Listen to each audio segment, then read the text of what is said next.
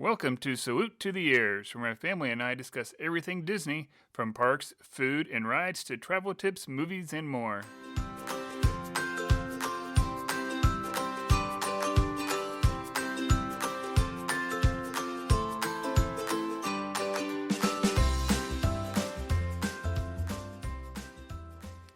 Hello, everyone. Welcome back to Salute to the Years, where things are finally starting to return back to normal down in Walt Disney World. You have masks coming off outdoors. You have to wear them whenever you go indoors. And in the official queue line, you got new restaurants starting to open up. You have Tusker House opening up over in Animal Kingdom. It is not a buffet like it was before. They bring you food. You have Chef Mickey's opening up back over to Contemporary for dinner now. They've been open for breakfast. This is dinner. Still not buffet. They bring you the food. Lots of food. Seen the videos on it. Looks fantastic. Great character interaction. And then over at Beach Club, you finally got your restaurant open up over there at Cape May Cafe. And all kinds of things starting to return back to normal with capacity. More and more people are starting to get there. And with that means more and more people are needing a place to stay. And that is one place Disney is still horribly lacking since everything got shut down, is perks in the hotel. And joining me today will be my lovely wife, Erica, once again. And we've talked about this before, how right now there's not a whole lot different staying on property and off property for perks. Your big thing right now, of course, is the Disney bubble, right? You can enter the Disney bubble and you can stay within, cast members taking care of everything right now. That's about the only perk. Right. Transportation is still hard. Yep. Both due to they have increased the number of passengers that are, or how they're laying people out on the buses. Mm-hmm. That's a little bit better. It's getting better. It's still nothing like what it was when you would cram, it seemed like 200 people on a bus. It wasn't 200, but it just, you're packed in there. There was strollers no space. and no space, and kids falling asleep standing up, and they're not going anywhere because there's adults all around them holding them up. So the buses are hard because you can't put as many people on there. Right. And then the lines for Skyliner are super long. Yeah. They're saying right now, if you go into morning up until noon, plan on standing in line about 45 minutes over at the hub over at Caribbean Beach. Which is insane. It is insane. I don't think, even when we were there in December, I don't think we waited, the couple of times we rode the Skyliner, we waited, maybe 10 minutes? Yeah, it wasn't. And those were not peak times. We were not there at the morning rush of park opening. Right. But capacity was lower then than it is now. Yeah. You can see all the pictures, all the videos. Capacity has definitely gone up. Yeah. So with that, they're still loading the Skyliner the same way. It's one party or one family. Mm-hmm. But that does back it up. It does back it up. Not that you can load, tons of parties. It's usually only 2 parties per any, pre-pandemic, but that still adds up very, very quickly when you go from being able to load 8 to 10 people in there versus only loading sometimes only 2. Right. Or only 1. Or, that makes a huge difference. It makes a huge difference. And then buses, even though they're adding more people in there, are still limited. Mm-hmm. That makes the buses even slower. So besides transportation, as far as that aspect of having a way to get to the parks, you don't have to rent a car. You can be in the Disney bubble. Right now, the way things stand through the end of the year, you can have transportation from the airport. You can, ride the bus or a Skyliner or, over to, or depending on your resort, the monorail over to a park. And having that, you can stay within the Disney bubble. That's it. Yeah. The big perks that we were used to seeing and that were the advantage of spending the little bit of extra money to stay on property have been gone. Right. It's even with Magical Express, you could be waiting up to 3 hours to get on that thing. Which is just, that's insane. Yeah. That's For some people, that's longer than their flight to get down there. Yeah. And then you're waiting to 3 hours to get there. Then you got to get checked into your hotel. And then if you're going to go do anything, then you have to wait on a bus again. Yeah. I mean, honestly, I think I would just fork over the extra money for an Uber or, Yeah. you know, Yep. try to find another way to the hotel Right. if the line was looking like that. But Yep. So we came up with a couple lists of Right. things that we would like to see Disney bring back Either or implement. yeah, it's all hypothetical. Yeah. It's things we would like to see, nothing we've heard official, but things that would be convenient, like free parking. Right now, it's Ridiculous. $25 a night to park. Isn't that depending on the resort? Is it tiered based on if you're staying at a deluxe, a moderate, or a value resort? Maybe It was originally when they implemented Yeah. the parking fees. Right. It was tiered depending on the resort. right now, if you're DVC or if you've rented DVC points, you don't have to pay for parking. That's one of those perks. It's Okay. Yeah. With Magical Express going away and transportation being such an issue, more and more people are going to want to either drive themselves or rent a car. Yeah. They need to, in my opinion, give us the perk of either free parking or instead of the $25 a day, it's $25 for your entire stay. Yeah, or like up to a certain number of days is like a flat fee, you know. So instead of it being, you know, because right now if it's $25 a day, I mean, you stay 4 nights and you've spent an extra $100. Right. I'm like, that's an entire, you know, that's a nice dinner. Yeah. That's souvenirs. That's, you know, so if you're going on a budget, Right. $20 to $25 a day adds up very quickly. Well, and it's not only that, but you had to just pay for a rental car. Right. Because you've seen or heard of how long those lines are going to be waiting for a bus. Or you may be uncomfortable riding the public transportation options there. You know, I'm like, if I'm going to spend the amount of money that I'm going to spend to be in the Disney bubble and stay on property, the paying for parking as a resort guest is a relatively new thing. Right. That was only implemented a couple years before COVID. Right. So this is not something that is like been around for a really long time and we're like, hey, you need to get rid of it. This was something that they added in and we were all like, what? Oh, yeah. But they were still, you know, packing buses and the Skyliner was getting ready to open and you had the ferries and you had Right. both monorails and you had, you know, you had other options. And so it wasn't as big of a deal. Now it is a big deal. You've Yep. got the added thing of there are still going to be people who want to be able to stay and experience on property, you know, be a resort guest on property, and they can't because of, you know, they don't want to have to do the public transportation option, or they don't want to have to deal with the double stroller on the bus, or, Right. you know, whatever. And so they've rented a car or they live near enough, you know, to drive or whatever. I think it's ridiculous for them to charge somebody staying for like a 4-night trip an extra $100 to park when they get to park for free at the park. Right. You don't have to, you know, you go to Magic Kingdom, you go to Animal Kingdom, you're a resort guest, Right. parking's covered. Yep. It's staying, the rooms at Disney in a lot of the resorts, especially like moderate in value, you can find rooms that are just as nice or nicer for the same price range off property. Oh, yeah. So if you're going to rent a car and drive yourself anyway, you might as well stay off property unless you have that free parking. Right. Because if you have that free parking, then you're not going to have to pay for it Right. whenever you go to the parks. So, you know, so it's like, hey, if you're staying for 2 weeks, you know, maybe it's only for up to, you know, 7 nights, or it's only up to 6 nights and you pay, you know, Yep.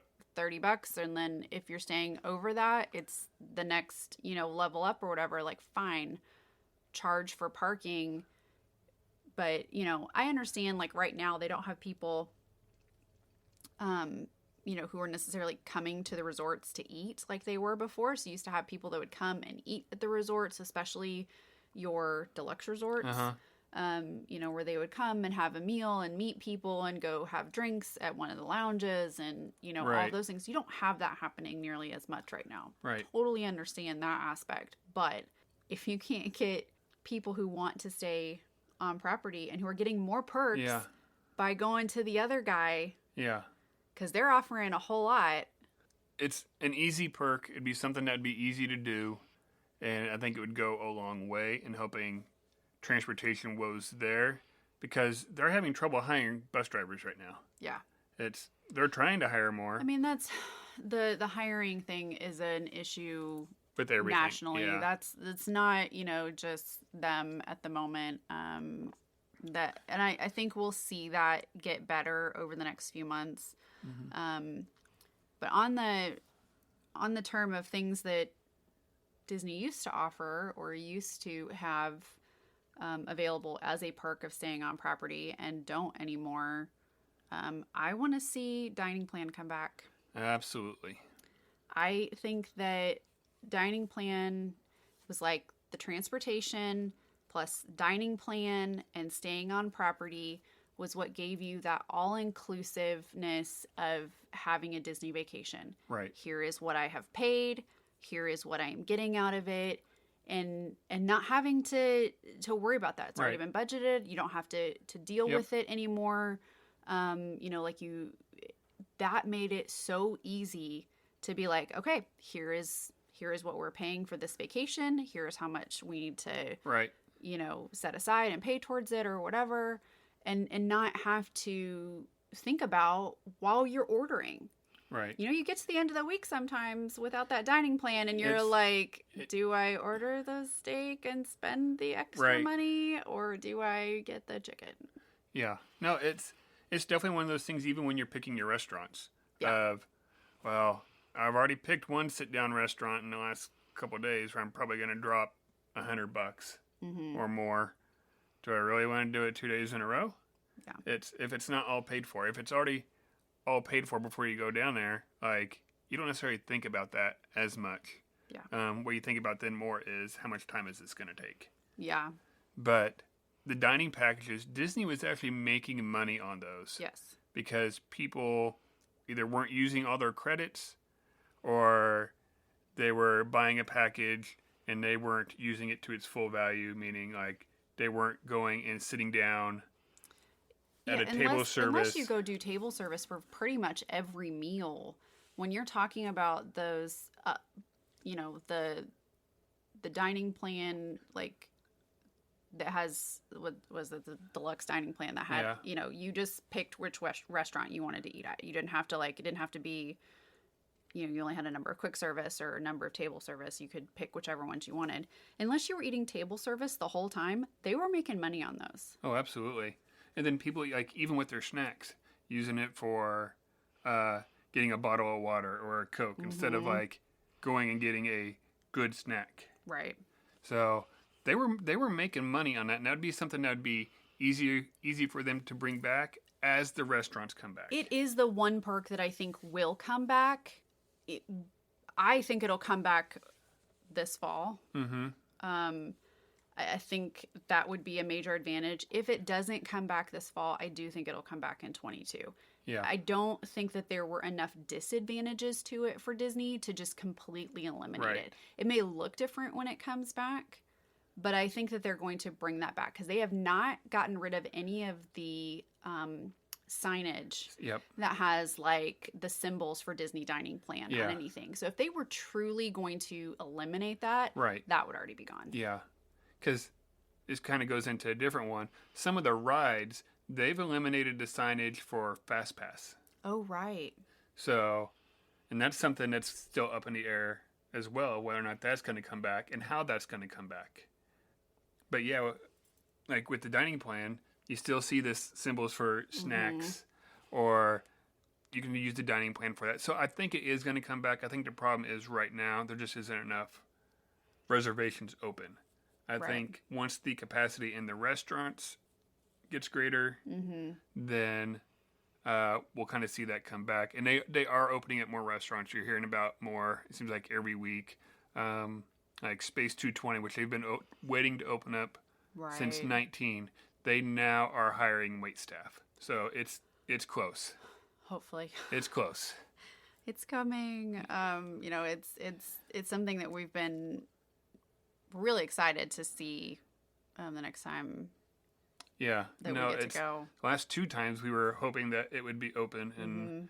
it's, if you don't know what it is, it's a restaurant. You go in there, it looks like you're in outer space. It looks like you take this elevator 220 miles up above Florida Mhm. and kind of looking down, and then it looks like you're looking into outer space and down on Earth while you're eating. It's in Epcot. It's right over by Mission Space.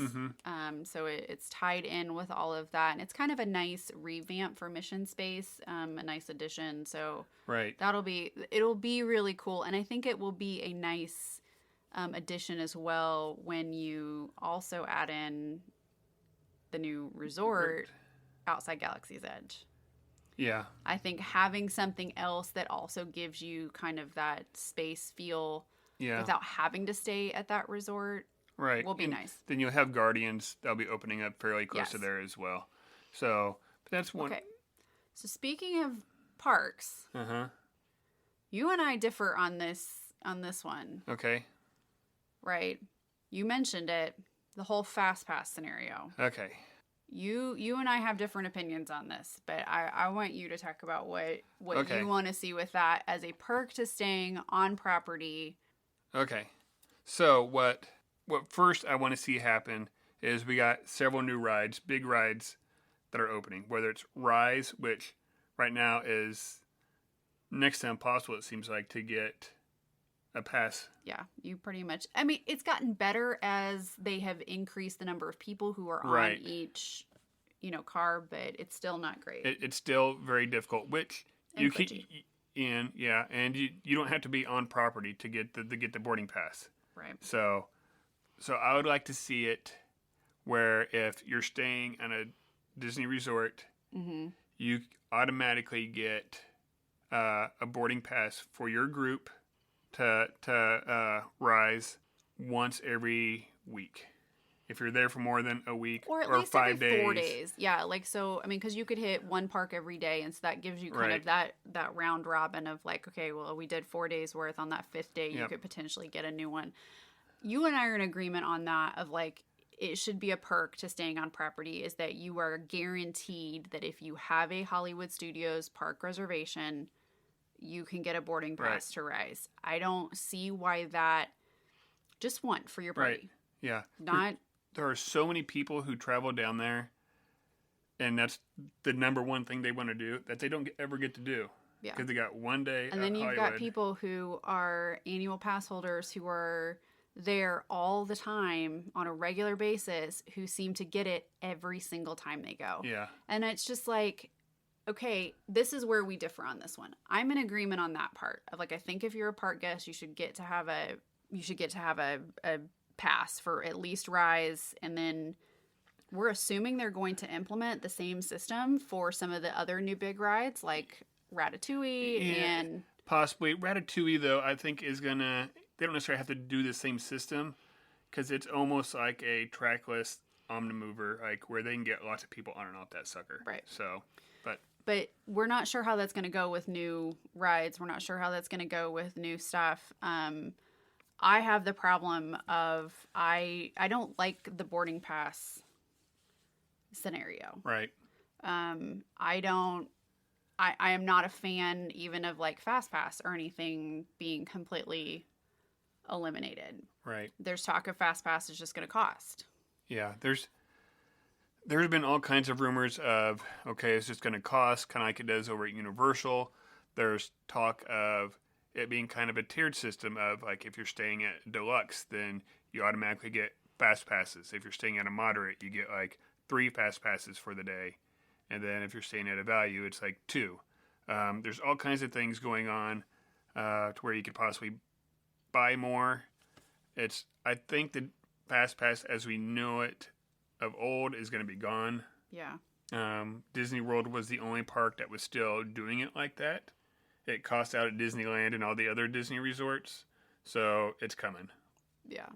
Which I don't hate that aspect, but again, there has to be a perk to staying on property Right. because here's the thing. So many of the rooms, particularly when you are talking about moderate and value resorts, and I would even venture to say quite a few of the regular suites in Right. deluxe hotel, because we have stayed in some of them, we have Right. visited some of them, and obviously we've, watched all the vlogs and seen the inside of the rooms on so Right. many of the resorts.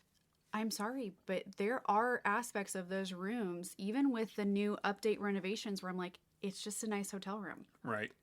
So, when there's not those added benefits, it's kind of like, Yeah. If you're going to pay okay. $400 a night or more to stay at Contemporary or Wilderness or any of those deluxe ones over there, which is probably going to be more than that, like, you better give me something. Don't get me wrong. We all know the pools are nice. We love staying on property on Disney. We've, don't misread this of like, oh, we're knocking it. Like, it's been like, I don't know that I have stayed off property.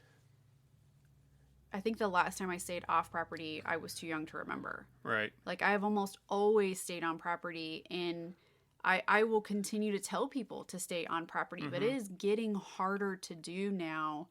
The more they make you pay for everything, and in that the stuff has gone away. Now, we know that some of this was COVID related. There's just nothing that they could do about that aspect of transportation having to shift, and dining plan had to shift because of it, and things like that. Like, there is an understanding of, with things shutting down, how that shifted things. However, I think Disney is using COVID as a good excuse to reset a bunch of this stuff that they wanted to do, but they didn't know how to do it.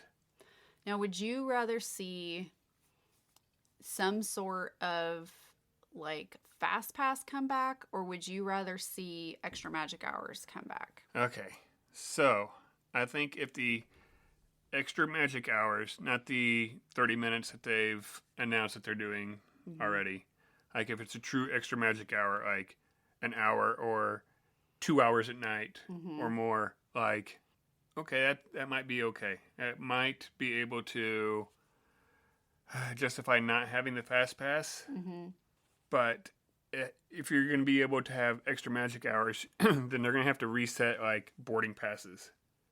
Oh yeah. So that we can still go and ride that at night.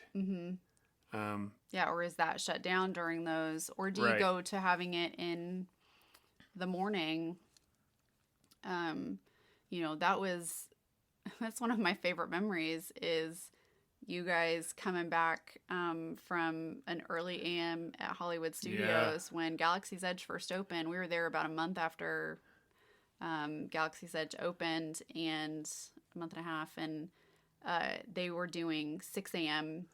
opens for resort guests. It was so you had an extra magic hours from 6 a.m. to like 9 a.m. or something. It was kind of ridiculous, which was great, and it was a fantastic perk to staying on property. But you and Jackson went that morning, and you just hit all the big ones. Yeah, you hit all the big ones, and like over and over again. We were just walking on, and it was so fun to see you guys, come back, and you had breakfast with us at the resort, and getting to like just hear about, you guys basically had the parks to yourselves for a little bit. Yeah, it was like very few people. We rode like Rock and Roller Coaster like 3 or 4 times like in a row. Just got off and walked on. And we've had other times like that where we've used extra magic hours either at night or first thing in the morning, where we've been able to ride that bigger ride we wanted to and not have to wait nearly as long. Yeah. For doing that. I do not understand not having extra magic hours I don't either. As an availability. It doesn't make any sense to me. Even with the park reservation system.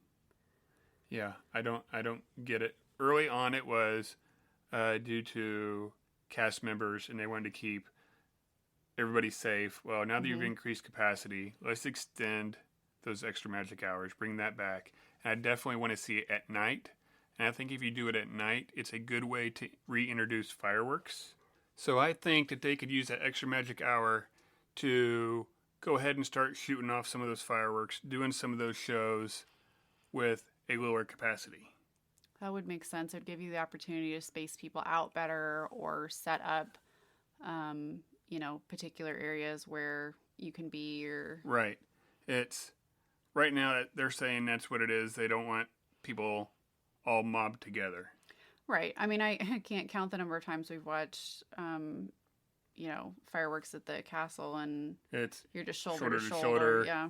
And so this way, you'd be able to kind of space out a little bit, whether it's at the castle or it's over at Epcot, and they're still wanting to kind of show off Harmonious, the new fireworks show that's coming, and kind of work out some of the bugs, maybe, until they get full capacity in there to watch the shows. Now, I don't think they'd be able to do that real long because annual pass holders and everyone else would start getting really angry about not being able to come in to the shows. But I think early on... No, but if you're only doing it, if you're not doing it every night, if it's, Right.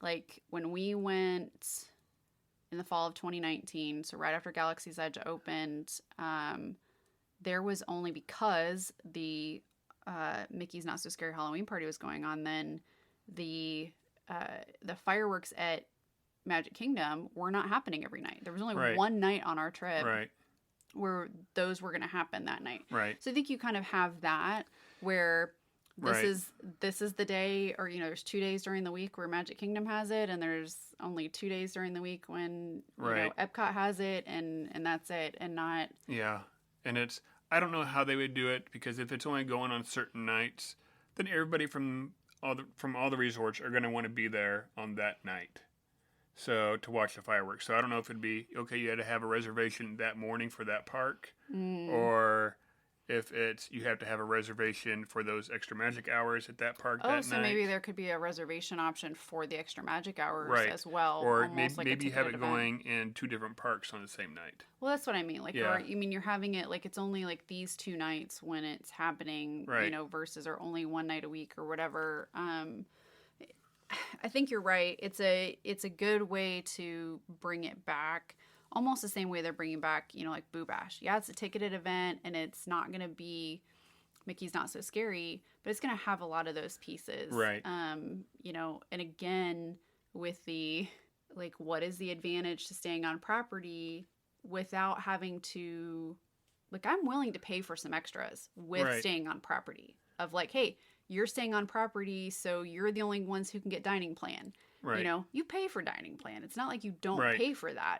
And if you don't, then that means you've gotten it during like a promotion. Even those promotions where you get free dining, well, then you have to pay the full value for the room. Right.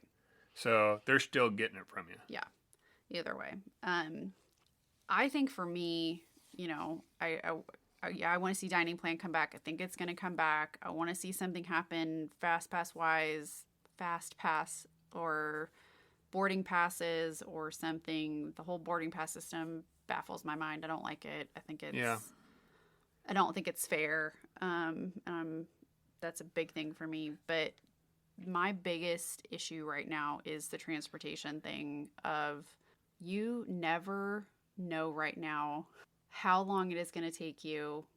Like Disney currently says to add in an hour and a half of travel time if you were using their transportation systems. Right. That is a lot of time when you have littles. Right. That is hard. God forbid you forgot something back in the room and you realize it when you got to the resort. Like or to the park, you mean? Yeah. I mean, that is a lot of time. And every single bus stop that we were at last time had a TV screen and was supposed to have all of the updated, like, next bus is in 10 minutes. Like, next bus is in 15 minutes. Like, bus is running every 30 minutes, whatever. Rarely did we have updated times. No. I do not understand why that piece is such an issue. Right. It's like you have the technology to track who is at what, like with the My Disney Experience app and your park reservation system. Yep. You know who is staying at what resort and what reservations they have for that day. So you're going to know, hey, most of the people staying at Coronado today, Yep. have Animal Kingdom reservations, or we have, Right. that's 10% more than the other parks today. Most of those people are going to Animal Right. Kingdom. Great. Those are the buses that we need to run more of today, and Right. have, and with them not loading just everybody packed in, where if you're just milling around there, you can get on. Right. You pretty much have to form a queue. You have to form a line. They don't have anything set up for that, for No. people to form queues. Some of them do, just because of the older style of bus stop. But any of the newer bus stops, they don't have a way to form a queue for that particular Right. park, and they don't have the times and the updates. Yeah. And trying to call on that phone in the bus stops Yeah. is a nightmare. No. It's not easy. You can't get somebody who could actually help you. 9 times out of 10, it's easier to ask another bus driver who comes from another park that's empty, and Right. they usually can call in and find out better for you, Right. like what's going on. But I should, like, if I'm paying the extra money to stay on property and I'm doing the things to give Disney my money instead of Yeah. somebody else in Orlando, why am I waiting an hour and a half for a bus, or having to stand in line for an hour for the Skyliner? Right. Or Yeah. I think an easy way to track the buses so you have an idea of what's going on is not only the times on that one TV, they can add another TV down there. I mean, what's the cost of another TV? I mean, they got warehouses full of them. yeah. Put it in there in the building. You can have the resort map up and track the icons. Mm-hmm. Like, Just on the resort property. right. Right. I don't need to Yeah. track it in my Disney experience, like all over. I don't need Right. to know. Nope. As soon as it goes off property, the icon disappears. Yeah. And when they come on property, the icon comes back up. Yeah. So, I know the technology's there for that kind Absolutely. of stuff. We know that exists for them. And I'm very confused as to why those pieces haven't been implemented. Is it just a lack of people complaining about it? yeah. Is it just, is it a lack of understanding that is an issue? Yeah. Or is it just the money issue right now, post-COVID? Is it just I think part of it is they were used to packing so many people on the buses, so it wasn't such a big deal. Now it's, okay, we can't pack as many people on there, and we don't have all of our bus drivers. Well, so here's the other question with that. So the whole Genie app thing is Yeah. supposed to still be coming out, which I still don't fully understand or love. Like, Yeah. it kind of scares me a little. It's like a travel agent on your phone. Yeah, and it just kind of scares me. I like having the control over my app. Like, I feel like I'm Yeah. maybe going to lose some of that. But, is that something of like, hey, we were trying to push off adding and implementing some of these new features and like these new options and like being able to see this stuff because this was supposed to be happening and now it's delayed again. Right. And how does that affect, like, is any of that going to be included on that? Are you going to be able to understand that better and know what's happening? Right. I still think there should be cast members at Mm-hmm. main bus stops. Right. You're not going to be able to get a cast member at every single bus stop, but I need to be able to get to a cast member from that resort, Yeah. from that bus stop easily and be Right. able to be like, hey, this is going on, or this Yeah. is not, like, hey, we've been sitting here for 45 minutes and there has not Right. been a bus to Animal Kingdom. Like, Right. what is going on? Some of those resorts are really big, so if they can't have a cast member at each bus stop, Right. then have a couple of them on golf carts that Yeah. are just like going around. Yeah. Like, especially during peak times, like in the morning. Mm-hmm. So, but one thing that will kind of help with that is Disney Guest Services has gotten more active on Twitter. Really? Yeah. So when people have problems, they can just tweet at them and saying, hey, these are our issues. Which is what a lot of, like, stadiums have gone to Mm-hmm. and, events Yeah. have gone to, using that for security and stuff instead of Yeah. having to use a separate platform. Right. It doesn't help the people who aren't on Twitter. One of the things about all of this is, like, with all of the technology upgrades and all of the things that are changing and that we, one of the things we loved about going to Disney was that we felt very taken care of. Yep. Right? We felt like we didn't have to do all the work. I Right. feel like that is shifting where we have to do all the work. Some of that was COVID related. Can't do anything Right. about that piece. But like, I feel like that shift is still happening and it alienates Right. a whole generation of people. Right.